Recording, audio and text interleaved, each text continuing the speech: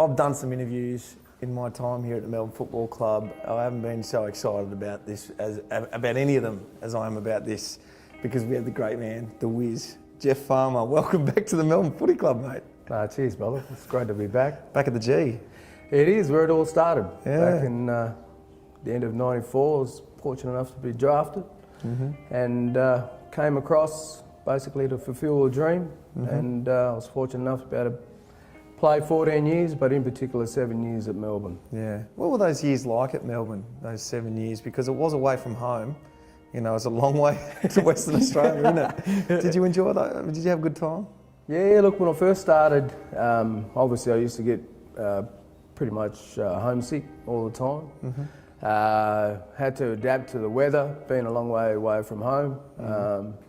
But sort of once I got to know the boys, started to feel comfortable. You know, the football club in particular, the players became my family, and you know, I enjoyed my 7 years that I was here, made some great friendships, some wonderful memories on and off the field. And you know, like I said, it's great to be back at the football club again. What are some of those players that took you under their wing? Like, you had some really great mates. I know Gary and the boys were fantastic with you. I remember seeing that when I first got to the club. You were just really clicky with those guys. You know, they really must have taken you under their wing. Yeah, mate. Look, I suppose Gary was the father figure. Yep. He looked after me, and obviously being the main man in the forward line as well, took a particular interest in making sure I coped with being away from home, but also supportive of me trying to carve out a football career. David Neitz basically was like a big brother. Same thing again, mate. Basically looked after me on and off the field. Jackie Emerton, who we both know, was the secretary at the time. But also, you know, a lot of other jobs as a counsellor, a mother. She's like that to all the players. She was, mate. So I mean, she made, you know, some hard times pretty easy with her supportive and you know, sort of a motherly care that, you know, she showed all the players. Yeah, and you repaid that favour to Gary of looking after you and taking you under his wing by taking one of the biggest marks of all time on his back. That was 98. Come on, that was one of your best marks, yeah? Yeah, look, it was. It's one of those moments where it's just set up nicely, and I was fortunate enough to be able to, you know, get a good ride and most importantly take the mark. But yourself, Smitty, among other people who've been fortunate enough to be able to put a knee into his back as well. So I'm not the only one. No, he copped it a fair bit, didn't he? That 98 final series was a pretty special one. And look, to be honest, we had some great players in the side and really could have gone all the way. Had a few things falling our way, but we won't go back too hard. But your form, I know you don't like talking yourself up too much, not like me, but your form was phenomenal. The player of the final series, I think you might have won an award. Can you remember back those days and what was going on? Yeah, oh mate, I mean, you know yourself. I mean, we played football, you know, to be able to play finals, to be able to win grand finals. You know, they were very special moments. We had a wonderful run through the season to put us in a good position, you know, to have a real shake. You know, the final series, I will tell a funny story. No, don't when do we're it. actually, it was a game against Adelaide, and I was the last guy to always walk out down the race and go through the banner.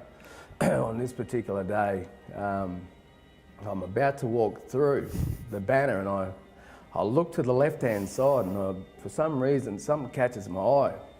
And I see this banner wrapped around, and I see this arm come out. And I'm looking, what the heck's going on here? And I see a Robbo out of nowhere, basically curled up, wrapped up like a little Christmas present, trying to break out.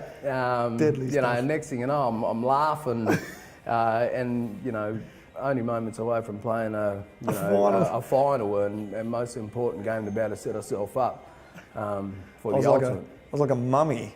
It got me, it just grabbed me and I was stuck, absolutely stuck. Well, You humoured me before the game anyway. So, but look, it was a great experience because it was actually our first final. The club played in the '94 final, which I watched on TV. As a teenager, when they played West Coast, and to be able to play finals in front of a big crowd, packed house at the G in particular. To play well, but most importantly, the team play well and also win. We came up short against North in a night game, but I look back on those, all the finals that we played, milestones as well. Yeah. I look back and I'm pretty proud and very fortunate to be able to play with some wonderful footballers. Yeah. And the oldest and certainly one of my greatest fond moments of being able to play for the Melbourne Football Club as well.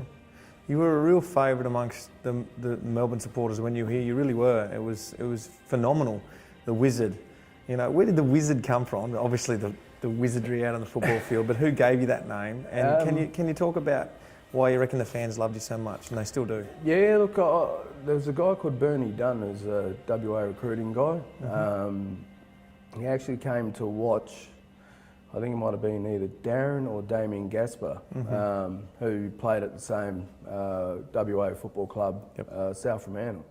I came up on a permit, played a Colts game and was fortunate enough to be able to do all right and the report that I heard back was, Bernie Dunn basically said this guy was all over the field. He was popping up here, popping up there, and he was like a wizard. I ended up coming over, and there was a bit of an article about me, being picked up by Melbourne and coming across. And Gary Lyon caught wind of this nickname called the Wizard, and he started calling me at training. I didn't know what he was going on about. And then basically, it sort of caught on. The rest of the guys started calling it, and then, that became my nickname. And I think just from the supporters, my football was not just a footballer, but also I try to be also an entertainer as well. And a lot of the times when I did my exciting things was on the back of, getting the crowd up and going and creating the noise and also, getting the adrenaline pumping. And, that was, probably one of the great things about being able to play was, the crowd, the interaction with the crowd as well. So I've had some wonderful moments over my time. Sure have. You set the field alight, especially in that '98 final series and games are. Selfishly, being a Melbourne person, I know you played for two clubs. Selfishly, I feel like some of your football at Melbourne, I haven't seen anything like that from players ever since. There was just, it just came together for you, didn't it? And you're kicking goals that probably even you couldn't believe. No, look, I look back and I've got to agree with you. I mean, my best time football-wise was at the Melbourne Football Club. Some of the things I did, I think the reason why they were sort of special or captivating was that I actually wasn't afraid to give, the impossible a go. And if it came off, it looked beautiful. If it didn't, well, it wasn't going to stop me from attempting to do it again either. I can understand that. I used to watch you a bit because we were in a forward line together and I'd want to do things like that as well. So it sort of set me up for a fail, really, didn't it? Because I couldn't do what you did. But there were some good times in that forward line. We had some great mates, Schwarter and Nita and yourself and whoever else came through there. It was good times. The Melbourne Football Club, what does the Melbourne Football Club mean to you now? Yeah, look, obviously I'm in Perth nowadays, but I still like to watch the team. Obviously the last couple of years it's been a little bit frustrating watching from afar. I always wanted the best for the football club. It was pretty tough to sit back and watch it be down where it is, but we've been able to get some good core group and players with experience from other clubs coming in and also overqualified coach, as in Paul Roos, to try and get this football club, basically, in a position where it can be competitive week to week, and then hopefully down the track, become successful and basically up where it belongs. Because the group that they've got, if they can stay together, and the improvement that they've shown, especially over this year, there's some exciting times ahead. So you go to Fremantle and you go home, and there was no qualms from anyone anywhere really, because they could understand the family ties and going back home. How was that transition? Was that tough at first? Or? Yeah, look, mate, two of the hardest decisions I've ever had to make was one to come over to Melbourne to begin with, and then even harder to leave the football club. I'll be the first to admit I absolutely love the Melbourne Football Club, always have, always will, and will always be grateful for the opportunity of being able to play AFL football. But at the same time, I'm very family orientated as well. As you know, I was always probably a difficult person to try and get back. When I did go on my break, go back home and basically get caught back up into the family environment. And the decision basically to go home was a hard one, but I felt at the time it was the right one. Basically, my grandmother had a massive heart attack. I couldn't get home when I would have liked to. And that sort of just, made me really think, basically, is it worthwhile, playing football over here and being so far away from my family if something does happen, or is it better for me to go home, play football? If something does happen, at least I'm there, I can go and see who I need to see, to make things for myself personally, a bit more better. And,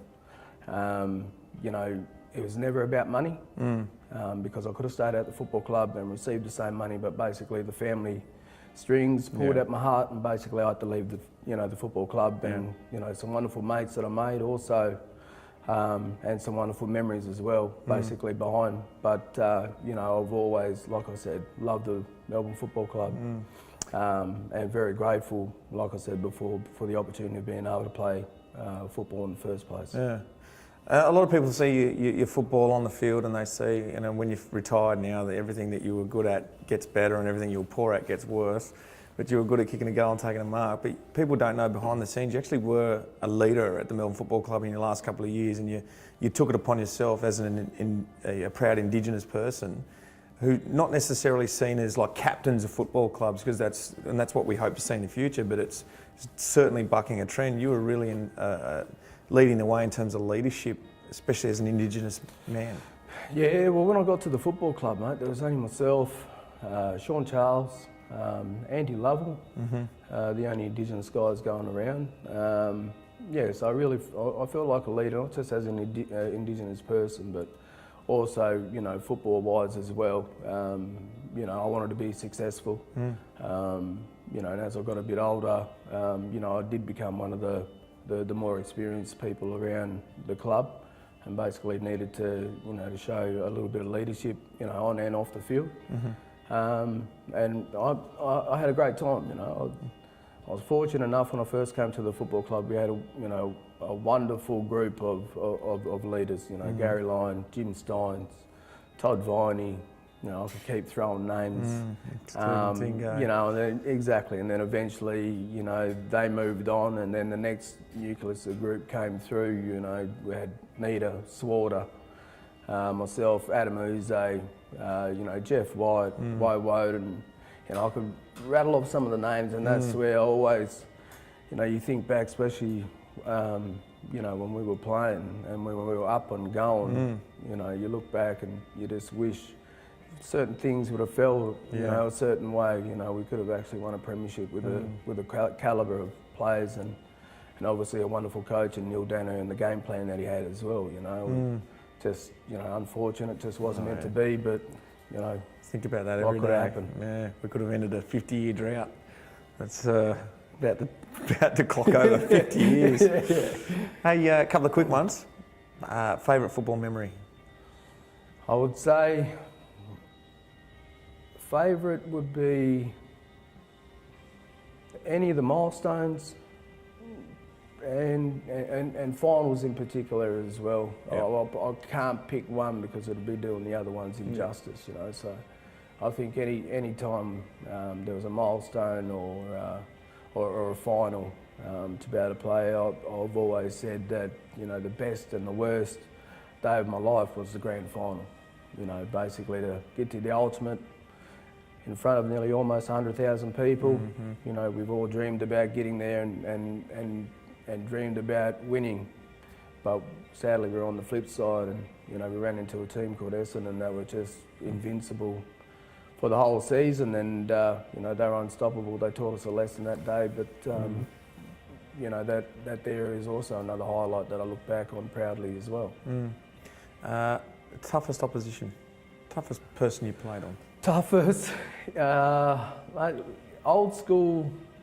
When I first started, I will say that one of the hardest guys was before I even had the chance to play on any opposition player from other clubs was Paul Hopgood. Yeah. He used to belt me around left, right and centre on the training track, but you know, in the end it was probably for a good cause, you know, basically just to get me ready for the attention that I was going to receive from the opposition players. Andrew Buse, Andy Collins is another one. Then we look at, you know, Drew Banfield, Daniel Chick. I could almost keep rattling names off, you know. The other one was from Sydney. I'm trying to think of his name. He's haunted me that much. I can't remember him. I don't want to go back there. I'm trying to think of small backs for Sydney now.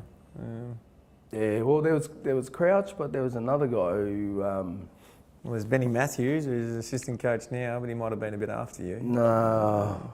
The worst thing is I'll actually remember his name later. It doesn't matter. We got a but couple yeah, there. basically, I, you know, it's the same. If I was to try and pick out one, I'd be doing injustice to the other guys as well, because basically their sole purpose was to stop me from touching the ball, and you know, sometimes they actually, you know, did a bloody good job. Present company, don't worry about who you're sitting with, but the best footballer at Melbourne you've ever seen. Hint, hint. Well, you did throw me 100, so I don't know what that was for, but exactly. I know now. Now you know. So I will say Robbo. No, we've covered that. Who's the best player you've seen pull on the red and the blue in your time? Gary Lyon, mate. Yep. Gary Lyon, you know, I got to see just a peek of how much of a champion he was. You know, unfortunately, his career finished due to a back injury, but you know, on and off the field, he was just an absolute champion, a humble, wonderful gentleman that had all the time in the world for you, for anyone. And I'd say also David Neitz as well. You know, basically he's a wonderful leader, true champion of the football club, and he deserves all the accolades that he gets. I don't know if he's gotten into the Hall of Fame, but he's got to be next, surely. He's got to at least be the next one to be put through, because he's been a champion and a wonderful player for the football club. You are a family man. You've got a young child, and you've got a few. Now, tell me what you're doing now. What's the family look like, and what's worked for you, and where are you? Yeah, no, family now, mate. Is daughter Shantaine, she's 19. There's Jeff Jr., he's 17. Kobe, he's 11, turning 12. And then there's young Keanu, who's 4 months old. So there's a bit of a gap, a bit of a memory lapse on how to be a first-time dad again. But you know, basically, you know, I couldn't have asked for a beautiful family than the one that I have. You know, my kids have been a blessing. You know, and they mean the world to me. And then obviously the new addition, also, you know, their mother, his mother, Shannon, who I met a couple of years ago. Basically, working construction, and that's where I met Shannon. So I've been pretty fortunate. The mining boom in Western Australia has given me an opportunity of being able to, you know, find a job that I actually do like and enjoy. It gives you opportunities of being able to travel around as well, around the West, and hopefully the opportunity of being able to continue that on, and obviously also raising my family as well. Like any parent, you want the very best for your kids, and hopefully in the future I'll get the opportunity of being able to sit back and watch them carve out a wonderful career in whatever they choose. Jeffrey, I know there'll be a lot of Melbourne supporters that remember '98 really well. They'll be loving this interview that I've done today. I've loved it. It's great to see you back here at the MCG, mate, where you just tore it up every time you played here. And I must say it was one of the greatest thrills in my life to play finals football alongside that guy, especially in '98 when he took that mark. I was underneath Gary and you, just holy crap. That's the biggest mark I've ever seen. The worst thing is you were calling for the hands. I was, hands. We were always competing, mate, but it was great fun. Great to see you, Izzy. Take it easy. Thank you once again. No worries.